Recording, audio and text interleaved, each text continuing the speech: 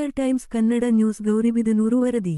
ಗೌರಿಬಿದನೂರು ತಾಲೂಕಿನ ಹೊಸೂರು ಗ್ರಾಮಕ್ಕೆ ಆಗಮಿಸಿದ ಮಾನ್ಯ ಉನ್ನತ ಶಿಕ್ಷಣ ಸಚಿವರಾದ ಡಾ. ಎಂ.ಸಿ. ಸುಧಾಕರ್ ರವರು ಮಾತನಾಡಿ, ಕೇಂದ್ರ ಸರ್ಕಾರ ಕರ್ನಾಟಕಕ್ಕೆ ಮಲತಾಯಿ ಧೋರಣೆ ತೋರುತ್ತಿದೆ. ಆಂಧ್ರ ಮತ್ತು ಬಿಹಾರ್ ರಾಜ್ಯಗಳಿಗೆ ಮಾತ್ರ ಅನುದಾನ ಕೊಡುತ್ತಿದೆ, ಕರ್ನಾಟಕಕ್ಕೆ ಕೊಡುತ್ತಿಲ್ಲ ಎಂದು ಕೇಂದ್ರ ಸರ್ಕಾರದ ವಿರುದ್ಧ ಆಕ್ರೋಶ ವ್ಯಕ್ತಪಡಿಸಿದರು. ಸರ್ಕಾರ ನಿಂತಿರ್ತಕ್ಕಂಥದ್ದು ಕೇವಲ ಬಿಹಾರ್ ಮತ್ತು ಆಂಧ್ರದ ಒಂದು ರಾಜಕಾರಣ ಸರ್ಕಾರದ ಅವರ ಬೆಂಬಲದ ಹಿಂದೆ ಅವರು ನಿಂತಿರ್ತಕ್ಕಂಥದ್ದು. ಅದರಿಂದ ಅವರು ಬೇರೆ ರಾಜ್ಯಗಳ ಅವಶ್ಯಕತೆ ನಮಗಿಲ್ಲ. ಯಾಕೆಂದರೆ ಸರ್ಕಾರ ಉಳಿಬೇಕು ಅಂತಕ್ಕಂಥ ಏಕೈಕ ದೃಷ್ಟಿಯಲ್ಲಿ ಅವರು ಆ ರಾಜ್ಯಗಳಿಗೆ ಮಾತ್ರ ಹೆಚ್ಚು ಆದ್ಯತೆ ಕೊಡ್ತಕ್ಕಂಥದ್ದು ಮಾಡ್ತಾಯಿದ್ದಾರೆ. ಕರ್ನಾಟಕದಲ್ಲಿ ಇವತ್ತು ಕಾಂಗ್ರೆಸ್ ಪಕ್ಷ ಸರ್ಕಾರ ಇದೆ, ನಾವೇ ಅಲ್ಲಿ ಅಭಿವೃದ್ಧಿ ಕೆಲಸ ಮಾಡಬೇಕು. ಕರ್ನಾಟಕದಿಂದ ಇವತ್ತು ದೇಶದಲ್ಲೇ ಎರಡನೇ ಹೆಚ್ಚು ತೆರಿಗೆ ಕೊಡ್ತಕ್ಕಂಥ ರಾಜ್ಯ ನಮ್ಮದು. ಅಂಥದ್ರಲ್ಲಿ ನಮ್ಮ ತೆರಿಗೆ ಬೇಕು, ಆದರೆ ಈ ರಾಜ್ಯಕ್ಕೆ ನಾವು ಆಗಬೇಕಾದಂಥ ಅಭಿವೃದ್ಧಿ ಕೆಲಸಗಳಿಗೆ ಸಹಕಾರ ನೀಡ್ತಕ್ಕಂಥ ಇಚ್ಛೆ ಅವ್ರಿಗಿಲ್ಲ. ಹಲವಾರು ಕಾರ್ಯಕ್ರಮಗಳಲ್ಲಿ ನೀವು ನೋಡಿರ್ಬೋದು, ಪ್ರಧಾನಮಂತ್ರಿ ಅಂತೇಳಿ ಹೆಸರು ಸೇರಿಸ್ತಾರೆ. ಅದರಲ್ಲಿ ನಮ್ಮ ರಾಜ್ಯ ಸರ್ಕಾರದ ಪಾಲು ಇದೆ 50%, ಕೆಲವು ಸಂದರ್ಭದಲ್ಲಿ 60-70% ಇದೆ. ಆದರೆ ಹೆಸರು ಮಾತ್ರ PM ಉಷಾ, PM ಕುಸುಮ್ ಯೋಜನೆ, ಈ ಥರ ಹೆಸರುಗಳನ್ನು ಜೋಡಣೆ ಮಾಡ್ತಾರೆ. ಜಲ್ ಜೀವನ್ ಮಿಷನ್ ಇವತ್ತು 60%, 65% ರಾಜ್ಯ ಸರ್ಕಾರ ಭರಿಸ್ತಾ ಇದೆ.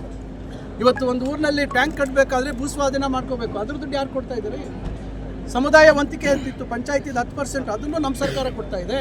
ಆದರೆ ಹೆಸರಲ್ಲಿ ಮಾತ್ರ ಬದಲಾವಣೆ ಮಾಡೋಂಗಿಲ್ಲ. ಜಲ್ ಜೀವನ್ ಮಿಷನ್, ಹರ್ ಘರ್ ಜಲ್ ಅಂತೇಳಿ ಹೇಳ್ತಾರೆ.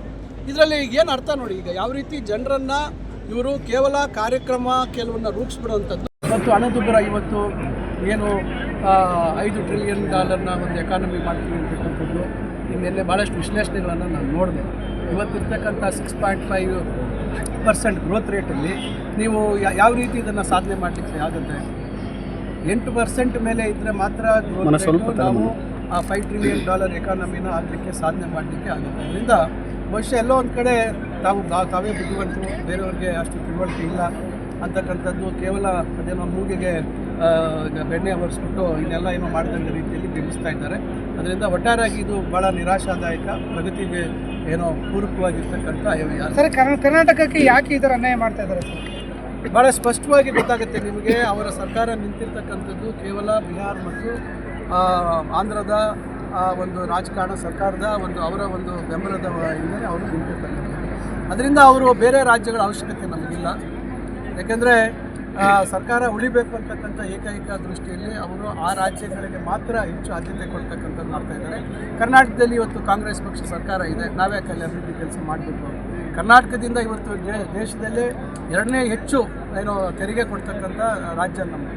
ಅಂಥದ್ರಲ್ಲಿ ನಮ್ಮ ತೆರಿಗೆ ಬೇಕು, ಆದರೆ ಈ ರಾಜ್ಯಕ್ಕೆ ನಾವು ಆಗಬೇಕಾದಂಥ ಅಭಿವೃದ್ಧಿ ಕೆಲಸಗಳಿಗೆ ಸಹಕಾರ ನೀಡ್ತಕ್ಕಂಥ ಇಚ್ಛೆ ಅವ್ರಿಗಿಲ್ಲ. ಹಲವಾರು ಕಾರ್ಯಕ್ರಮಗಳಲ್ಲಿ ನೀವು ನೋಡಿರ್ಬೋದು, ಪ್ರಧಾನಮಂತ್ರಿ ಅಂತೇಳಿ ಹೆಸರು ಸೇರಿಸ್ತಾರೆ. ಅದರಲ್ಲಿ